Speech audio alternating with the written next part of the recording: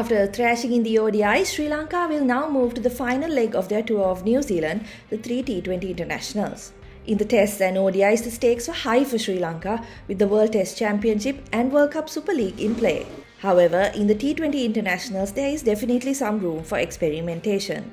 The visitors played their last series against India in January and achieved a respectable result of 2-1 away from home. They ran India close in the first game, losing by just 2 runs, and then went on to level the series in the second before suffering a 91-run defeat in the third and final T20 international. Nevertheless, they should come into this series with some confidence, especially as New Zealand will be missing some of their key players who have all travelled to India for the IPL. Of those with IPL contracts in the Sri Lankan team, Wanindu Hasaranga, Matisha Patirana and Mahesh Theekshana are expected to play key roles in the games versus New Zealand before joining their teams in India. We should see a couple of changes from the ODI setup when it comes to the T20s.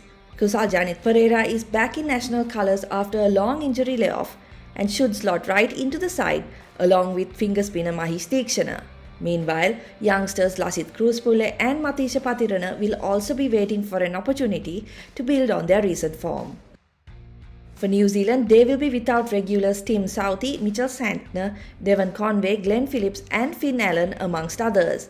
Chad Bowes and Ben Lister are expected to debut, while senior player Jimmy Neesham is also expected to feature in this side. Tom Latham, who hasn't played a T20 international since 2021, will captain the team. Hasaranga will be one to watch for Sri Lanka after having a poor ODI series, and alongside Theekshana should be Sri Lanka's biggest threats with the ball. Eden Park, with its short straight boundaries, should be a ground that produces plenty of runs, but that has not been the case in the recent past. In the last 10 T20 internationals at the venue, 200 has been breached in just one game.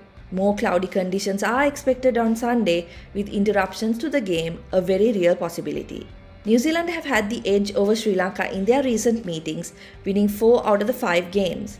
But Sri Lanka will be at full strength, which should, at least on paper, give them the edge going into this game.